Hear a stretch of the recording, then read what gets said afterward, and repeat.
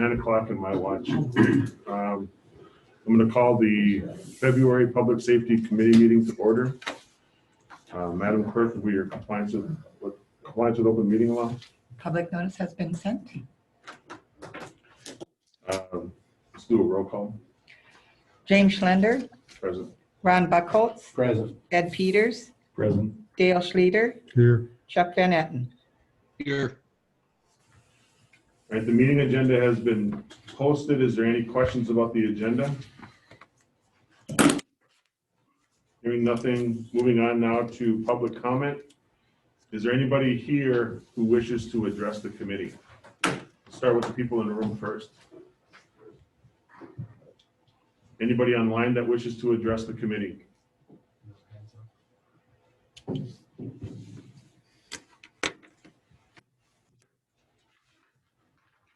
None?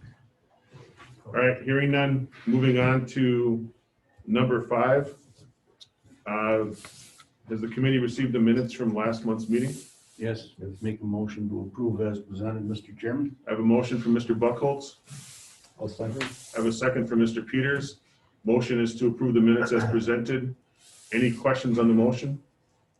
Chuck, you got any questions on the minutes? I do not. Hearing no questions, I'm gonna call for a vote. All in favor of the motion indicate by saying aye. Aye. All opposed? Any abstentions? Motion carries. Moving on to the judge's report. The judge wants to be here, so how do we want to do that, Mr. Hoff? Did you speak with him? Or? He said Court he's- Services informed me that he's going to be coming, but the sentencing hearing first. Can we table the judge's report until such time the judge can be present? I guess I need a motion to table the judge's report. I'll I make have a that motion from Mr. Schlueter, I'll second. second from Mr. Buckholz. All in favor of tabling the judge's report until he gets present indicate by saying aye. Aye. Any opposed? Abstentions? Moving on to clerk of courts report. We have a report that's submitted by the clerk.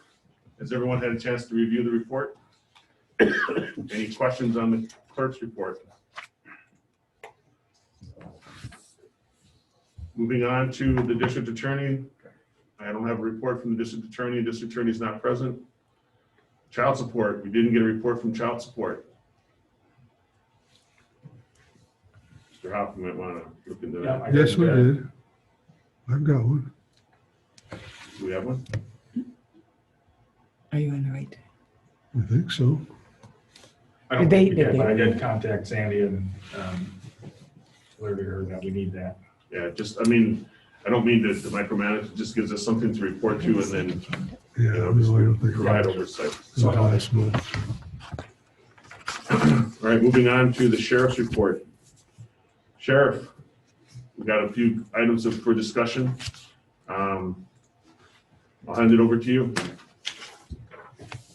Well, if there's any questions or concerns there about the cooperative agreement, I think you might want to probably share what your views are, because I think we only received this within a couple of days, so we don't even know, has corporate counsel looked at this? No, Sheriff, you might want to just give us a kind of a guidance on this. there was originally, it was in the agreement that the sheriff's office would refer civil forfeiture citations and violations through the LCO court. Through time, sheriffs before me that had changed, but did not change in the language of the agreement. When we met with the tribal governing board, they made an issue of that and were pretty adamant that we continue to do that as it's written in the agreement, even though it hasn't been done in recent years. And it was in the face-off there, they were pretty adamant that we stick to that. So the issues of concern that we had were first offense OWIs, because we consulted with our corporate counsel, TJ Duffy, and he advised that he believed we did not have the authority because we're not LCO officers to issue the citations ourselves we would have to refer it to the LCO officers for them to issue the citation, which is going to be a time issue, which can be done, practically done. But with first offense OWIs, the citation needs to be issued right there. So that's a problem. So, and the other thing is if we have a violation that's a traffic offense, a civil forfeiture citation, and there ends up being an arrest or other issues that get forwarded to the district attorney, it was agreed, in agreement there with both sides that it's best practice to send everything, even the civil forfeiture under that scenario, to the district attorney. So outside of those two scenarios, it was agreed in the agreement that we would stick to the language and refer through the LCO Police Department civil forfeitures. The grant is just over 50,000. The loss would be probably about, we average 80 some tickets or have in recent years issued on the reservation.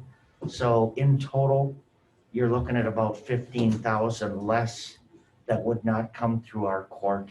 It would go through their court instead. So that would be revenue between the deposits and court costs and other assessments.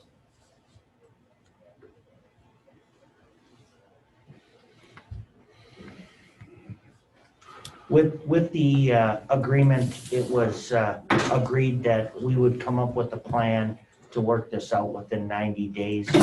And the grant was submitted and originally come through Public Safety and the board was submitted, and we've already received the grant funds. All right. Sheriff, do you have a recommendation for this committee in terms of the proposal that you've worked on with the tribe? The way it's agreed there, I think it's something we can work with. And this is an annual grant. It's an annual grant we've received for over 20 years through the state, and it's gaming impact funds is where this money comes from. That the tribe submits to the state, and then the state reallocates it through their process and distributes it to law enforcement with joint agreement with tribe and sheriff's departments throughout the state. And I think it's something that could be next year reviewed in further detail as well. So in reviewing of this document, it's already signed by the county chair. So why is this coming to public safety? Because there was language changed. It was signed to submit it for the grant, I believe, back in November. Oh, But then there has been a revision, and you've got the red line on the changes there. But then once it was submitted, I believe that's when the discussion started about enforcing the language that had been in there all along, but not really enforced. So there are some issues, I believe, that came up since the grant was applied for that maybe you want to understand what the ramifications are, especially you know, what court things end up in as you write these tickets. If you could maybe go over that for the committee's benefit, so they understand. The original agreement had, the language was in there that within the following 90 days, we would work together to come up with a process to refer. And the agreement that we've come to a conclusion with is that our deputies, if they have that violation, we will refer the violation. We will deal with the traffic stop, refer the violation to LCO. Police department, they will issue the citation, and the citation will go through LCO court instead of the Sawyer County Court. so the issue of the citation comes from the officer, not the department, right? So if a deputy makes a stop Yes. and there's no other officer available, then there's no citation? No, it doesn't have to be issued there. The information can be forwarded to the LCO Police Department, and we're working with the LCO Police Department, and they will have a designated system set up to issue that citation. and it would be sent in the mail at a later date. The defendant would receive the citation in the mail from the LCO Police Department on information and belief from the Sheriff's Department, and it would go through the LCO court process. Is there, so if a deputy makes a stop and makes a determination as to the person being an enrolled member or not, does that factor into the issuance of the citation? The citations would go through the LCO Police Department, whether they're a member or non-member, Native American. But the non-Native Americans have the opportunity to petition with the LCO court to have it transferred back to Sawyer if they so wish. If we didn't have this and they were issued a citation by the Sheriff's Department through circuit court, there's a state form that a Native American can apply for to have it referred from Sawyer County to LCO court. So this way, the theory was in discussion that it makes it fair for both sides, consistent with both sides, and giving opportunity to the Native Americans and non-Native Americans equally. Open this question because I know you're not going to have the answer to that. Has there been a discussion between the state court and the tribal court regarding this agreement? That I don't know. So, Sheriff, what's your recommendation for this agreement? Oh, Mr. Schluter. Yeah, the last part that Sheriff Motek was speaking about, getting them transferred one to the other. It's my understanding that is not a given.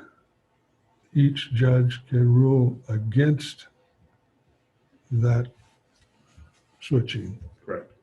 That is correct. Okay, Yes. so, They petition the judge, and the judge has to give their okay for the Right. transfer. And that's why so if you have this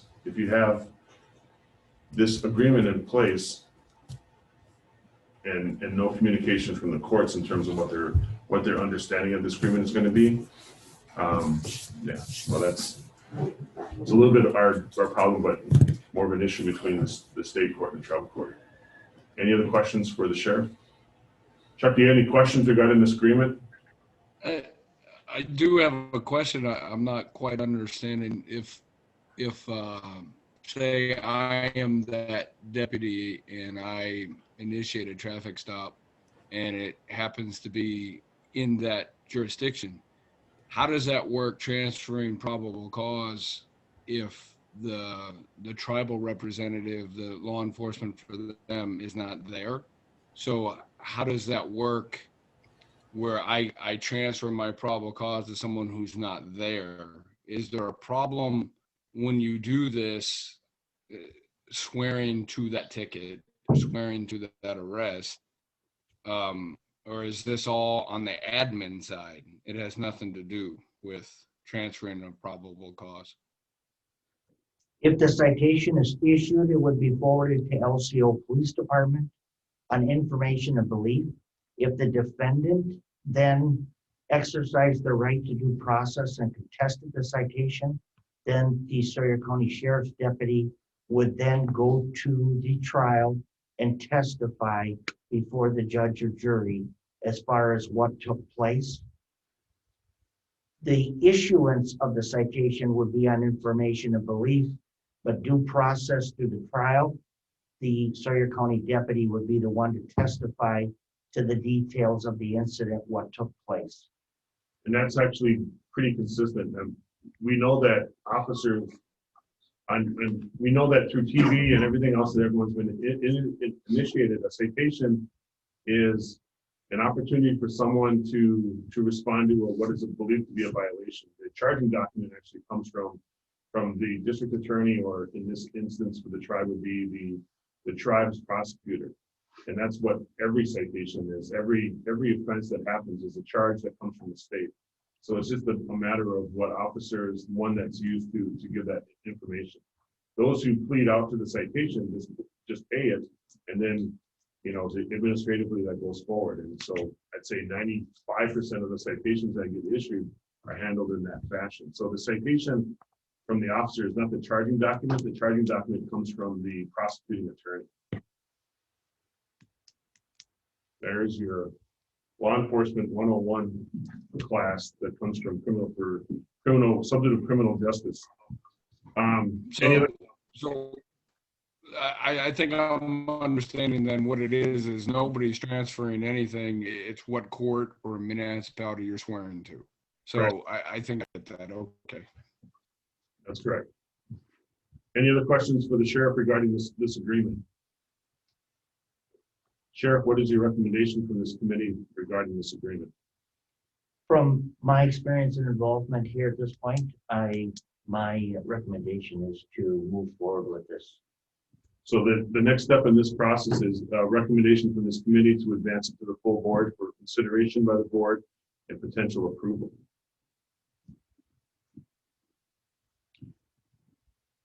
Buckholz? I believe with these red line changes and all this other stuff, and from what I'm understanding, court counsel hasn't looked at it. I believe we should wait to have court counsel look at it before we make this decision. Okay.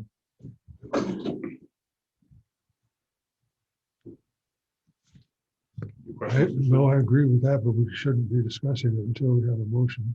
Right, that's.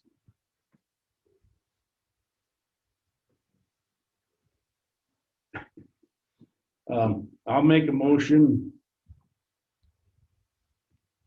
not to approve until as court counsel has a chance to look at it and go over it and bring the recommendations back to this committee.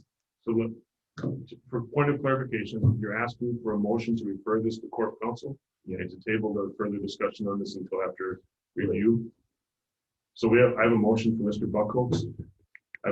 Well, I'll second that, but could that also include what we learned from the discussion between the Wisconsin State Court and the tribal court?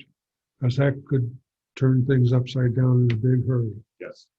So I think Is that okay to add that to your motion? Yes. Okay. It is. All right, so I have a second. Ms. Fitch, what do you have for the motion? To refer the document to court counsel and then wait for a decision between the state and then, what was the second court? Tribal court, before referring to the county board. So let me clarify this. So there's a motion to table this agreement, refer this agreement to court counsel with instructions to have a conversation or find out, get some kind of input from the state court and from the tribal court. Is that consistent with what your belief is, Mr. Buckholz? Yes. Is that consistent with your belief, Mr. Schluter? So we're waiting for two separate entities to report from. Yeah, so we're Court stopping the counsel. discussion. In the discussion between the state and the tribal government. So Courts. right, so we're stopping the discussion. We're giving it to court counsel with the instruction that court counsel have a conversation or get some kind of input from both the tribal court and from the state court regarding this agreement. Okay, so you're merging them together. I guess that's okay. But that would include, okay, if there are any significant changes that the state, we need to wait for that. Right, and that's what we would get back from court counsel. Okay.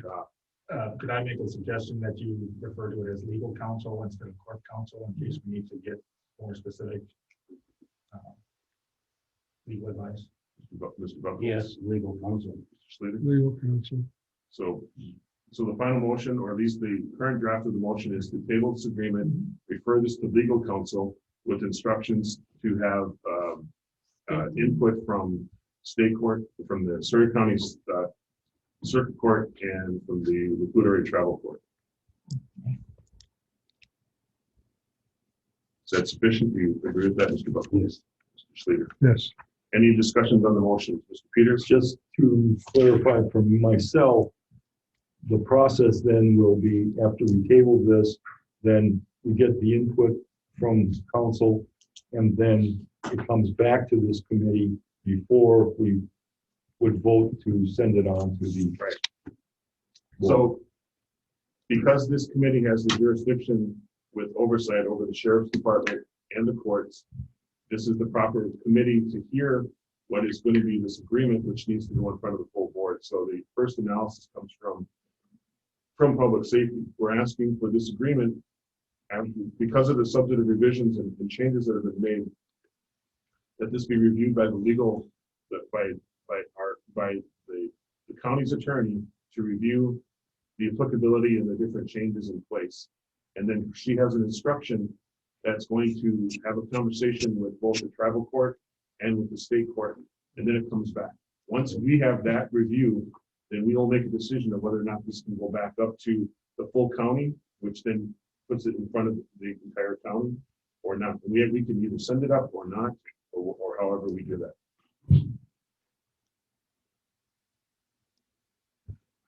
Mr. Bennett, do you have any questions on the motion?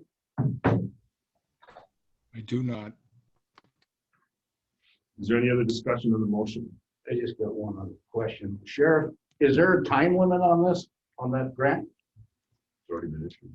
It was, I mean, was- you have to use it by a certain time, or you wouldn't lose it, right? there's a 90-day stipulation there.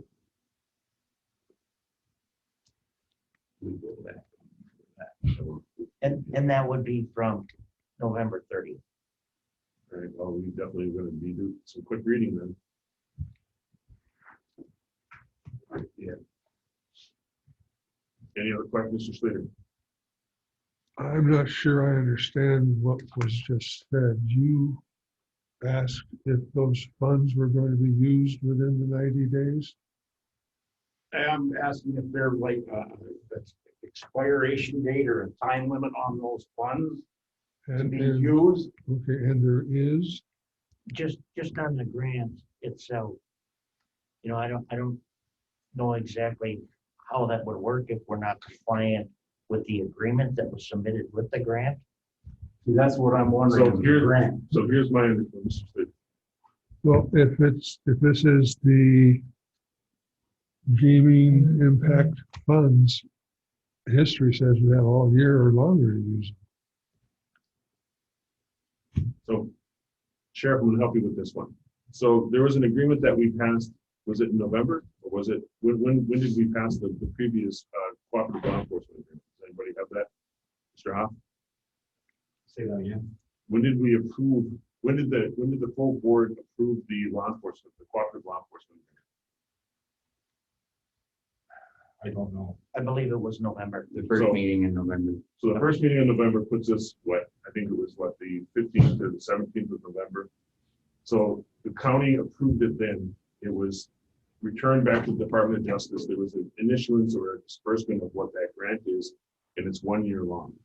The 90-day stipulation is that the agreement needs to be signed by the parties and submitted to the state in order to be compliant with the grant. The 90 days is just relative to this issue here. So that's an internal issue. It's not a grant issue, so it's not going to have an impact with us compliance with that. This is just the working out. This is an agreement between the two parties to articulate what is the understanding of the grant that's been approved and dispersed. So Just for the municipal citation side of it. hold on a second. You're raising this. Do you want to talk, or you got something? Rebecca Broker hasn't had it. Okay, Rebecca, we'll get you in 1 second here. So I got Mr. Hoff, we got Ms. Broker. Sounds good. So we have.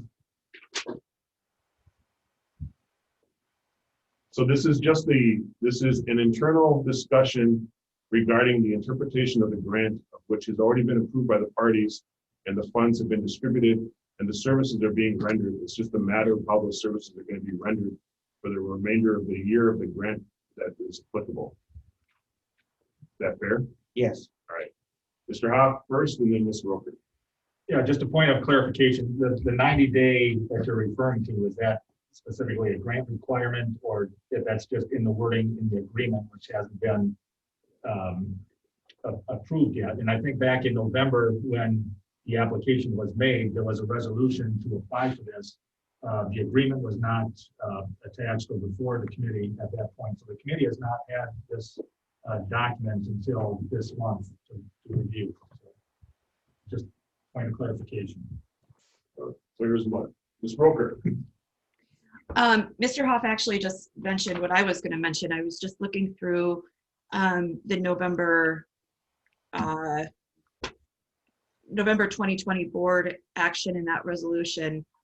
The resolution and I'll read it directly so you all can hear it, approves entering into an agreement with the Lukurai Band of Lake Superior Chippewa Indians for the year 2021 and obtaining state financial support for improving law enforcement of tribal area. So the key words that are concerning to me are the board approves entering into an agreement. And it's my understanding that your agreement wasn't attached to this resolution. So this could be interpreted as the county board approved entering into an agreement, not entering into the agreement that's before you. And if that affects, the 90-day consideration, obviously that's an important distinction. So I just wanted to raise that issue and then,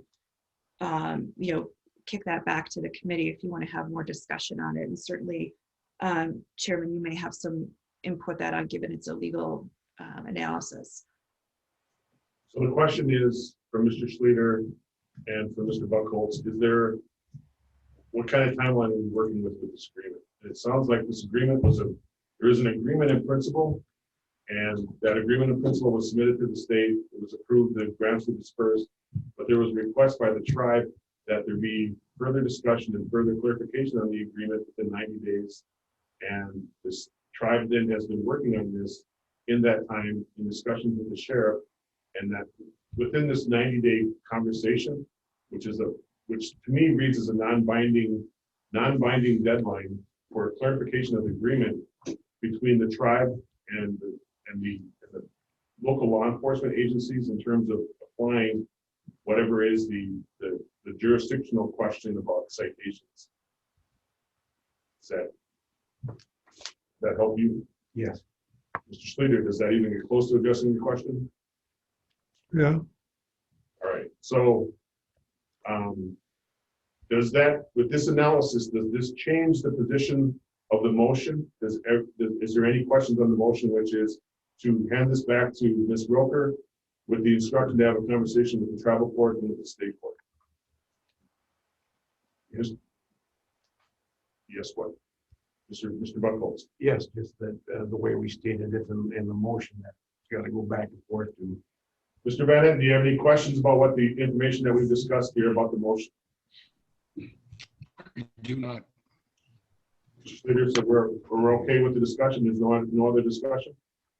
well, I have some other comments, but it probably there's more germane to when we get this back from legal counsel. So not hearing any more discussion on the motion, I'll call for a vote on the motion. Mr. Chairman, Ms. Roker? yes. Very quickly, question for the sheriff. Does this agreement apply to just traffic citations or any municipal non-criminal citation? So let me clarify, so you don't use the sheriff. There's no municipality ordinances that are in play here. The sheriff has county jurisdiction, and there's a public law component of enforcing criminal citations on the reservation. And this has to do with civil violations and not criminal, correct? Correct. So is there anything else besides traffic citations that a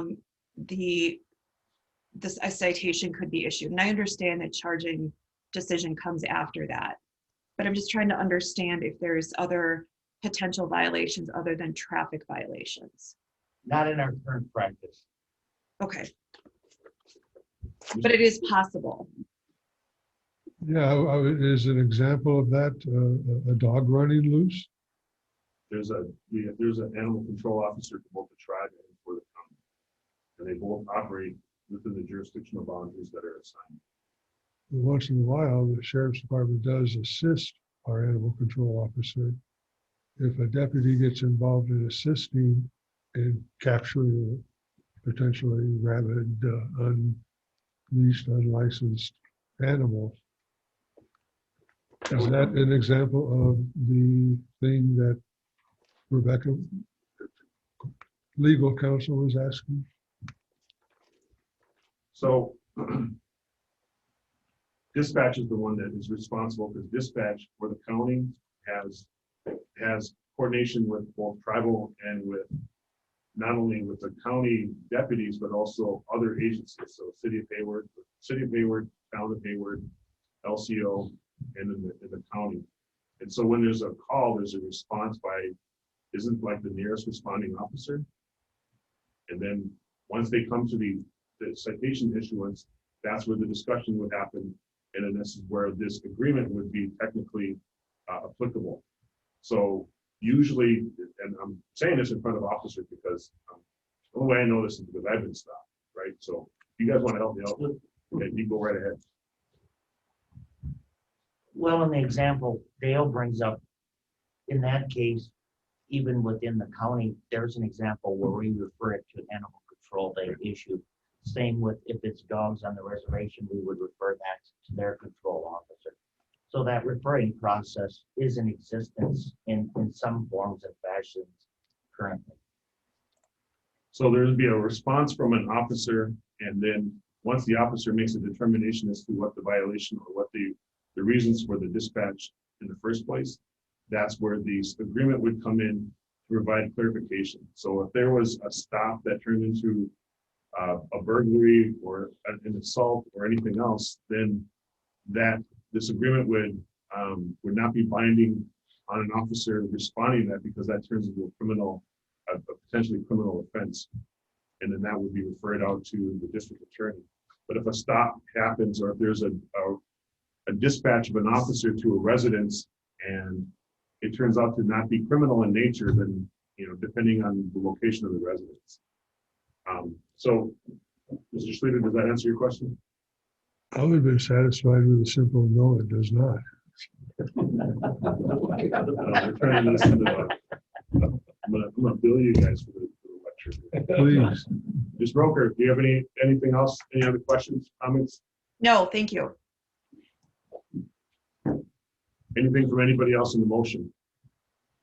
Hearing none, we'll call for a vote on the motion. All in favor of the motion indicate by saying aye. Aye.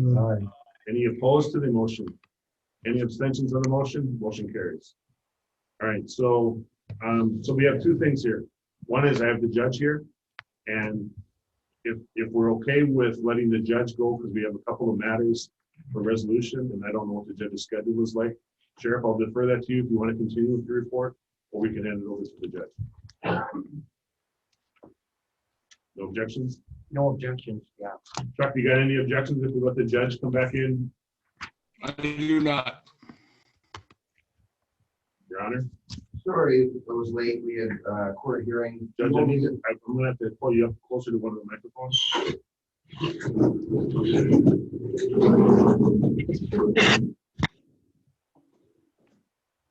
Sorry, it was late. It was in a court hearing, but just wanted to come. The only thing that I have for the committee here today for public safety is just kind of discussion from or not a discussion, just a statement and information to the committee regarding some of the things that we've been dealing with in the last week.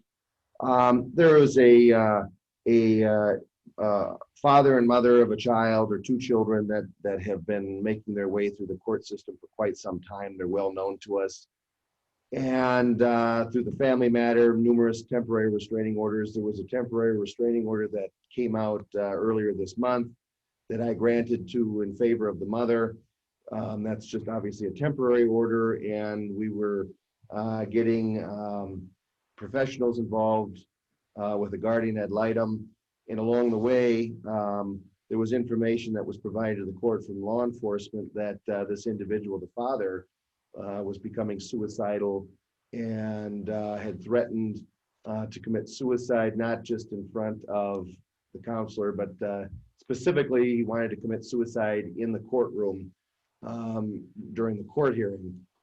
Based on that, and that's when I believe Mr. Hoff put out that email last week, basically for that day, kind of locking all the doors except the Kansas Street or the Kansas Avenue door. Well, we had to deal with that for the next couple of days. And then on Monday, that was when the scheduled hearing was supposed to take place, this Monday.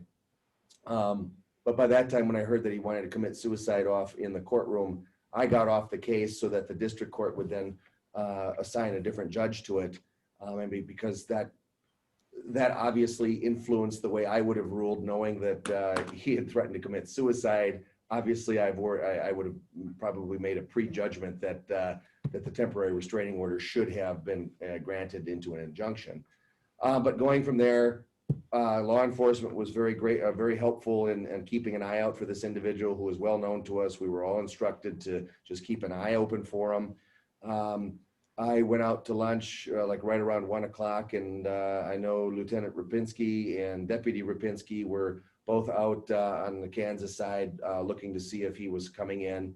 So that afternoon, on Monday afternoon, he didn't show up, but then the sheriff told me on Tuesday morning that they had an incident where this individual took a hostage. The hostage got loose, and he did end up killing himself. So we've got, I mean, we're just a step away in the court system, all the people that are working there, just a step away from somebody bringing some kind of firearm into the courtroom of doing something tragic. Obviously, there was no direct threat to me or to any of the staff members, but when somebody threatens to bring a gun or commit suicide in the courtroom, that obviously is too close for comfort, because obviously if they're going to be willing to kill themselves, they probably will not hesitate to kill somebody else along with them. So I want to thank law enforcement for keeping me advised and for all of their work to keep us safe in the courtroom and the courthouse. And you know, those things kind of hit home because I was with Claudia Bergen about 2 hours before she was murdered about 5 years ago. We were concluding a court trial, and I said goodnight to her. And about 2 or 3 hours later, Sheriff Kelsey at the time called me up and said that she was dead, that she was killed by her husband, and that they didn't know where he was. And so there was just a very fine line between that. What if he had come into the courtroom that evening at her work? If he was willing to kill her, then he could have killed her anywhere. And same with this other individual here today. So it is the lesson, I guess, that we took from it in the court system was that when you get a threat, take it seriously, because there is a distinct possibility that someone's going to follow through with it. That's about all I have.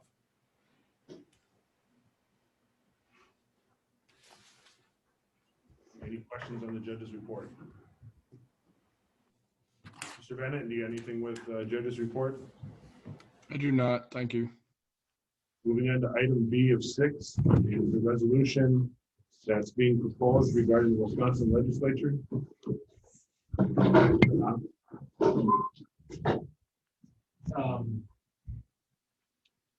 Yeah, this, I believe, came through the judge's office as well. It's a recommendation to increase some fees. So it's a resolution to send down to our legislators to encourage them to take a look at the fees for that area and make them more equitable with the courts.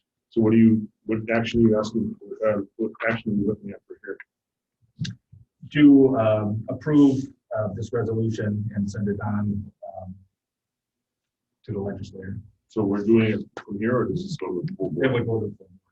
So entertain a motion to accept both the resolution and the supporting document, which is from the judge, Mr. Schluter.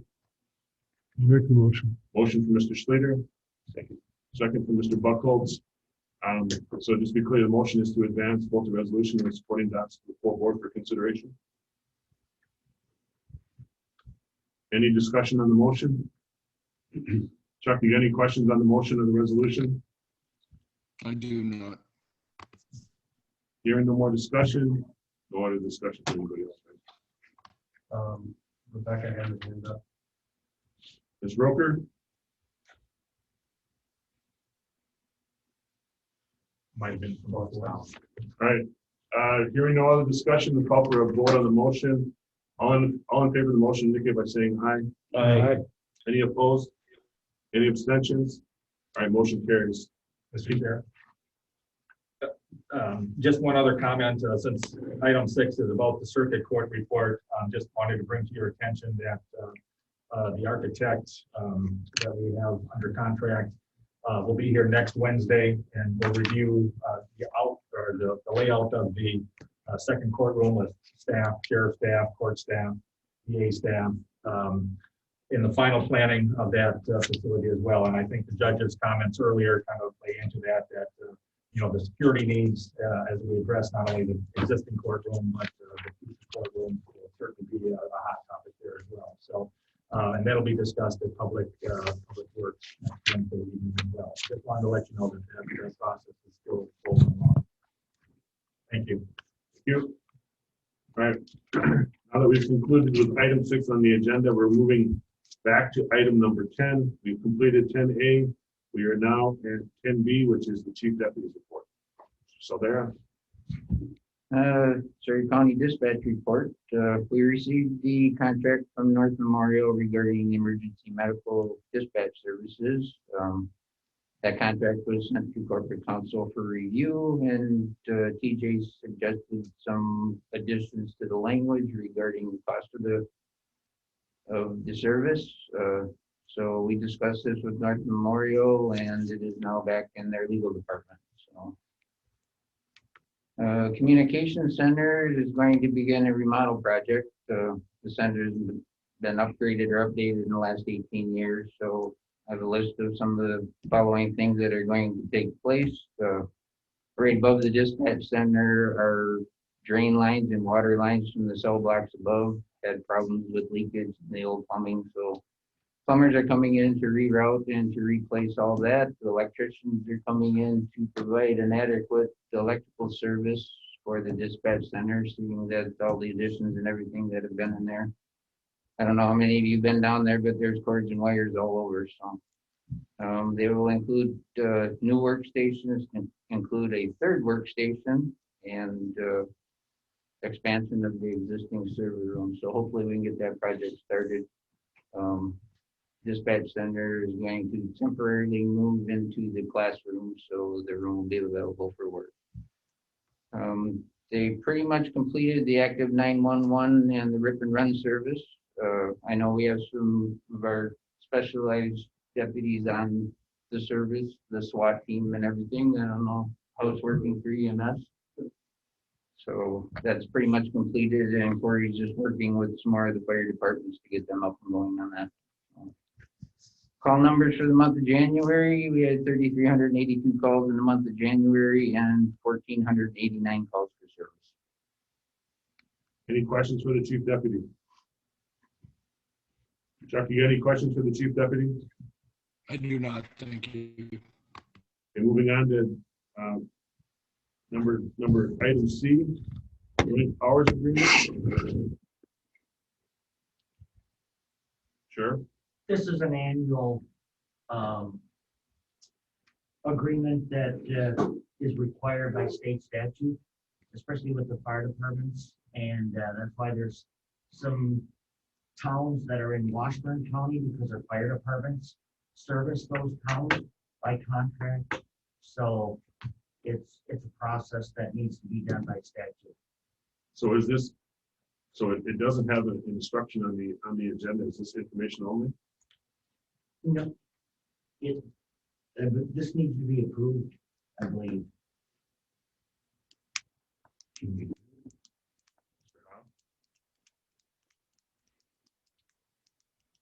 Yeah, all of the documents were attached. The agenda item doesn't say discussion of possible action. I refer to legal counsel if she's still available. Well, I'm actually okay with moving forward with this, and I will be the one that will go to Robert Rules jail in case that this is in violation of any laws or whatever else. So this is an agreement between what parties, Mr. Sheriff? This is just the joint powers agreement. Is it with the Fire departments? with the fire, all the fire departments? Yes, and the county's involved because of our dispatch center. Right. Any, so what you need is for this to be approved, reviewed here and approved by this committee in advance of the full board for final approval? Yes. I'll make that motion. I have a motion from Mr. Van Etten. I have a second from Mr. Peters. Any discussion on the motion? Any discussion on the agreement? So I have a motion and a second. I will call for a vote on that motion to advance this agreement to the county board with the recommendation for approval. Mr. Van Etten, is that consistent with your motion? Yes, sir. Peters? Yes. Call for a vote. All in favor All in favor of the motion indicate by saying aye. Aye. All opposed? Any abstentions? Motion carries. Lieutenant Rapinski, the floor is yours. Thank you. We've been fairly consistent with patrol calls again for the month of January, first part of the year with roughly 879 calls. It is a slight decrease from last year, which was about 900. As we get closer to the middle of the year, the end of June represents the end of the fiscal training year for our in-service for jail and certified law enforcement staff. As in my report, I have myself and Lieutenant Johnson have several in-house training plans to utilize our department trainers and instructors to minimize costs of out-of-county travel and such. And then we're looking forward, of course, both to the Birkebeiner and to the Area Lions Club annual pre-birthday event coming this weekend, February 13th. They do have some lower numbers than past years, but COVID is what it is, and we're looking forward to keeping everybody safe and sound throughout the events. Go ahead. Any questions for Lieutenant Rapinski? Chuck, you got any questions for Lieutenant Rapinski? No, sir. Moving on to Lieutenant Johnson. My report's up there. One thing of note is that the average sentence incarceration is higher than normal. Usually between the probation, pre-sentence, and sentence, they're each about a third. That is attributed to Dodge Correctional not taking a lot of new intakes. We currently have 20 inmates that are sentenced to waiting to go to prison. So our running joke is to rent the school bus and bring them all down there, but they won't take them all. But yeah, other than that, numbers are still down from last year this time, but up from last month. So. And, all right, any questions for Lieutenant Johnson? Mr. Slater. I don't suppose the state is kicking in any money to help us care for inmates who should be in the state prison system. They have been through January 31st, and as of February 1st, then there is no more money. So I know the Badger State Sheriff's Association is making a push for the Department of Corrections to start opening up the intake prisons again. Were they shut down because of COVID? They weren't shut down. They were just taking extremely limited numbers, and due to our well, per capita, we had the highest number in the northern half of Wisconsin that were waiting to go to prison. So, Thank you. So Mr. Alf, you probably add that to the cap thing, county ambassadors, in terms of the funding for there's the reluctance on part of the state to take their inmates. Any other questions for Lieutenant Johnson? Lieutenant Johnson, I got one question. How are we with Justice Point being implemented? Is that on track? It is. Everything's running smoothly. The Justice Point employees come over and meet with inmates in the mornings when they need to, and we have an area that they utilize to do so. And it's still a learning curve. We're meeting with prior to CJCC on the 16th. I'm meeting with Nikki and the 2 local employees about how and when they're going to start taking over the electronic monitoring portion. So it is going very well. It's moving forward. Any other questions for Lieutenant? Hearing none. Animal control report. We don't have a report. Right there. All right, so we have a report submitted by Sherry. Any questions on the animal control report? Will there be a day that someday we should come back or? No? All right, moving on. Thank you for the Sheriff for the report. Moving on to number 11, we have the coroner's report. We have item A, hazardous living conditions. Who wants to present on that? I'll do the introduction. Last month, it was brought up a couple of instances where this was a potential problem. We had some discussion and you wanted to hear back today. So we did have a meeting, which Jim Onerheim, assistant deputy coroner, I guess, was involved with, along with the coroner. And I'll let Mr. Onerheim kind of give the summary of what we talked about in that discussion. Okay. It was good to get together yesterday with the meeting of health department representatives representatives, and of course, Tom, myself, and our coroner, John Frommel, present, and we pretty much agreed that, a hazardous living type condition or in our county is something that's common throughout, the state of Wisconsin. And I mean, it's a problem not just here, but in other areas also. But something that I've been involved with for many years down in Eau Claire when I worked there, and it's a matter of keeping our emergency workers safe. Law enforcement, of course, fire, especially fire, and of course CMS, and of course coroner's office if we have to go into these homes. One thing I stressed to everybody that was there, that firefighters always should have two ways out of a building. If they go in and when it's smoke filled, they can't see their hand in front of their face, they go in for a rescue or just go in to try to extinguish a fire. If you have a house that's loaded with everything from garbage to, rodents, hoarding type things that people have accumulated over the years.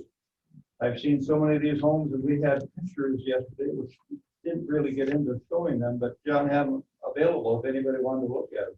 One little path through the structure, and this is the path that the individual would walk every day, getting from one end of the home to the other. Firefighter had to get in there. They would not have a second way out. They would only have one way, and if it happened to get blocked, we could lose them. And we want to be proactive, I think, on this, and actually set up some type of a policy and, of course, ordinance to make sure that people keep themselves safe, which in turn would keep us safe if we happen to enter some of these buildings. One thing that I did mention and bring up that the three incidents that I was involved with in the last 6 months, one in Radisson, one down in the Draper area, and one in the Ojibwa, all three of these people suffered from depression. And one thing with depression, I have a stepdaughter that is suffering from depression. I know a lot about it, and I know exactly what she's going through. And my heart is out to these people. It's too bad that somebody didn't work with these people and help them. One individual ended up taking his life because his mother said he was so depressed. He was living in a trailer that he had a little wood stove in the center and one pane of glass on the window. It was cold. People just, they need help. I've in the last month contacted Spider Lake Church. I've been working with them on some defibrillators and some other things. And so I just happened to ask them, because this is what we use down in Eau Claire to help these individuals. The churches love to get out there and work with them and try to clean their places up. Spider Lake Church says we would be happy to actually get out and try to help anybody in the county if need be. I brought in also a nuisance ordinance that the city of Eau Claire has that I worked under. And Mr. Becker from the health department, he looked at it. He said, there's a lot of things in our nuisance type ordinance that we already have in place here that are very similar. And he said, that's something that, we kind of use as a guideline. And of course, I told him, I said, John and I both would like to go through that, do some comparisons. I know there's other cities that have the same thing, but it's a matter of once we get it in place, we have to make sure that we enforce it. And I know people are busy, COVID, everything else, but just like COVID too, these issues are life-threatening.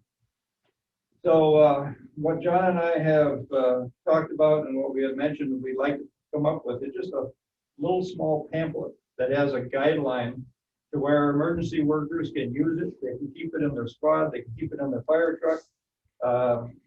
EMS, keep it in the ambulance. If they're in a place like this, get called to a place, they can look at the guidelines. And if it kind of falls in that area, we want to make a report. We want to let the health department know about it. So if they feel they can get out and do an inspection of it, And then we can go the next step from there on. If for some reason Mr. Becker feels that it definitely needs attention and needs to be addressed. So, I don't know, Tom, if you have any more additions or corrections or anything? Yeah, just in conclusion then, I think it was a good meeting. Not only did we have the coroner staff, we did have health department staff there as well. Lori Perlick from Adult Protective Care was very helpful in the things that they can provide. And I think it was an eye-opening experience as far as getting the communication to them so that they can help some of the people that need help. Of course, if they need to have to want the help that is provided by our departments. But I think they've already got an interdisciplinary team of people represented. I think law enforcement's in on that, health department, some other individuals. Coroner now is going to be involved in that as well to develop those contacts to make sure that EMS and sheriff staff and fire staff have contacts if they see something like that they can report it. And then that ordinance review, we'll see what we have in our ordinance. And I think a lot of it is in place. It's just making people aware of what to do if you encounter those kinds of situations. So I think it was helpful in that respect. Yeah, thank you. Thank you.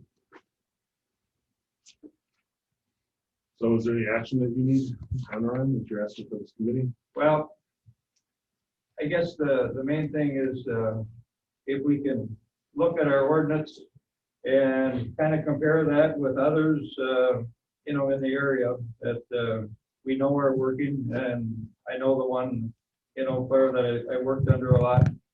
And if we feel that the ordinance needs to be stiffened up a little bit to give us the ability to get in some of these places, just because this person said, no, I don't want you in here.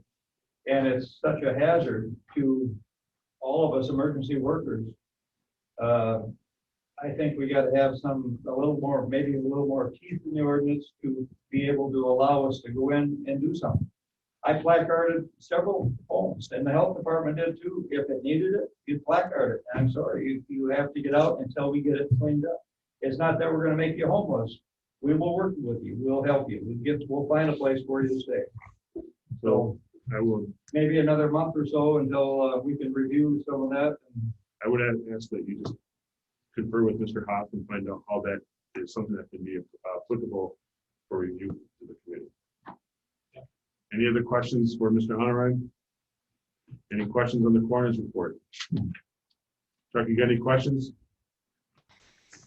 Not at this time. All right, moving on to number 12. Thank you for your report, sir. Ms. Sanchez. Good morning. Morning. There I am. Okay. You guys have my report in front of you. Do you have any questions or comments? How are we with Berkey preparations? Well, because it's mostly in Bayfield County, there's really not much that I'm doing. I'll be on standby in case something goes on. But our volunteer and our safety and security team is not needed at this point. Any questions for Ms. Sanchez? Get her report. Mr. Bennett? No, sir. Communications report, Ms. Sanchez. You can see John's report up there. We did do the cutover. About 95% of it is done. Sorry, that's my dogs in here. They're going crazy. And I think it's working very well. There has been some issues. We've had some failures. But I think as the deputies and those that have switched over are feeling very confident in the system, although there will always be some glitches. And the sheriff or Jeff Johnson maybe could add a little bit more to that. Basically, it's a learning curve. I've been kind of the law enforcement liaison, I guess, with John throughout this, and help out with some of the programming and training on it. This conventional system on the law enforcement side is a true pure digital, not a synthesized digital like Wiscom is. So it's a learning curve as far as how the law enforcement officers have to even hold the mic. I guess Wiscom allowed for for sloppy use, I guess, for lack of better words. And so it's just gonna take a little bit of retraining for both patrol and for dispatch. But we're moving forward, and so far, everybody has been very impressed with the coverage. Any questions for Ms. Sanchez, Mr. Peters?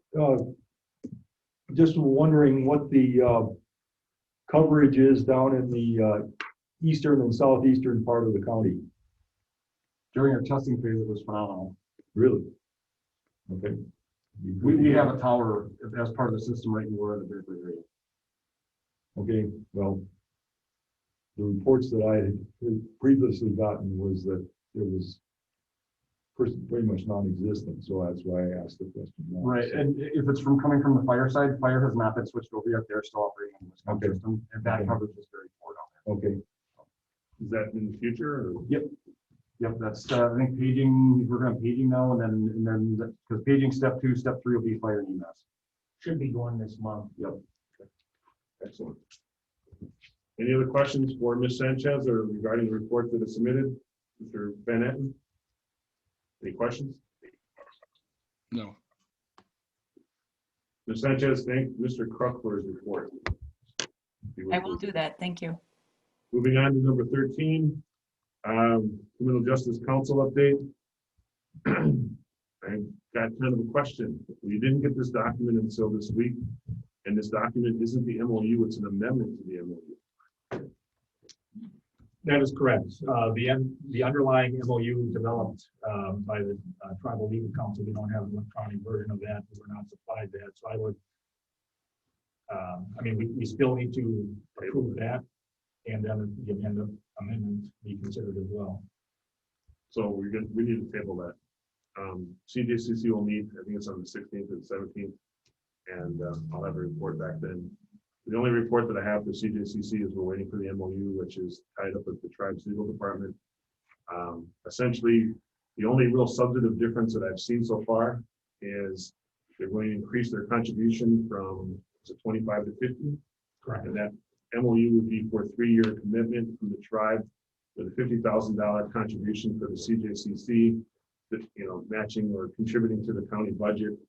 And essentially that would be going to Justice Point. Justice Point is going to be administering, as Lieutenant Johnson had kind of alluded to, some different alternatives to incarceration, as well as programming for inmates that are in the jail, and also providing for some other practices to alleviate the jail population so that we don't have an overcrowding issue.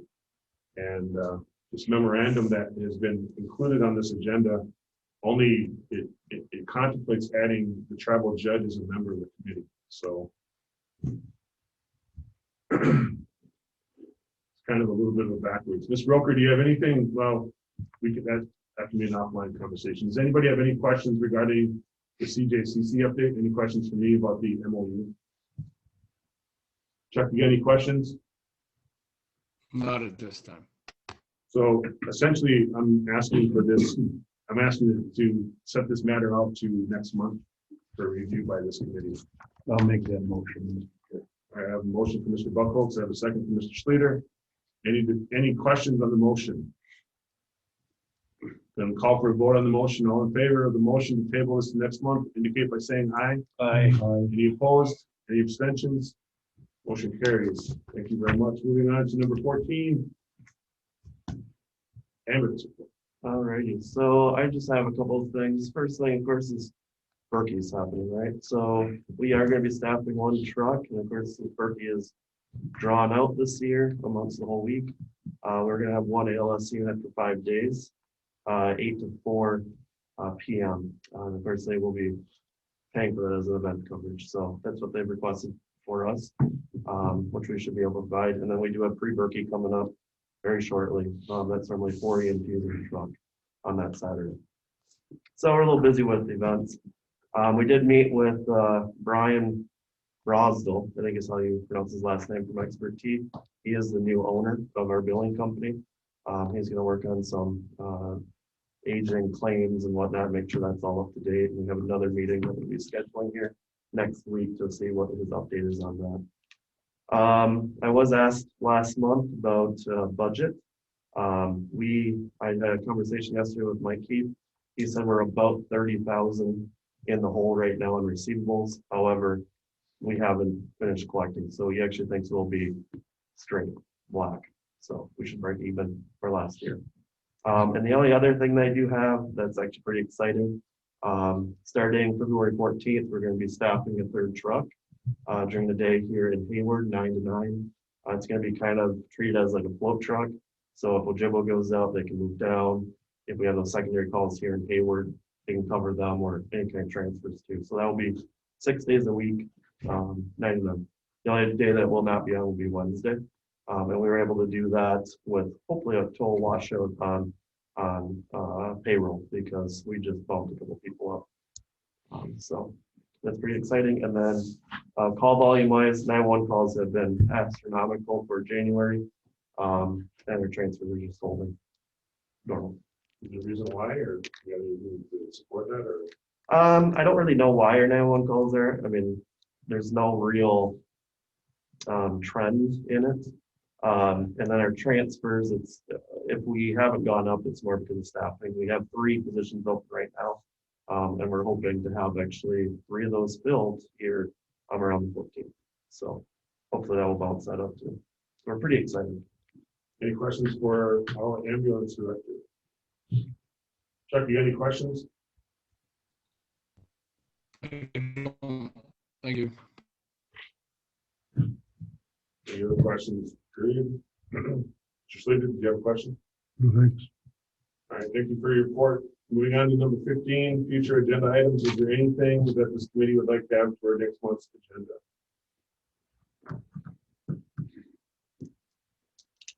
Buck Holtz? I don't have anything, Mr. Chair. Mr. Van Etten, do you have anything you wish to add to the agenda for next month? I have nothing. Thank you. Moving on to correspondence reports from conferences and other matters for discussion only. Is there anything that the committee would like to discuss that's not on the agenda? Mr. Van Etten, is there anything you wish to discuss? No, sir. With that, we are adjourned. Thank you, everybody.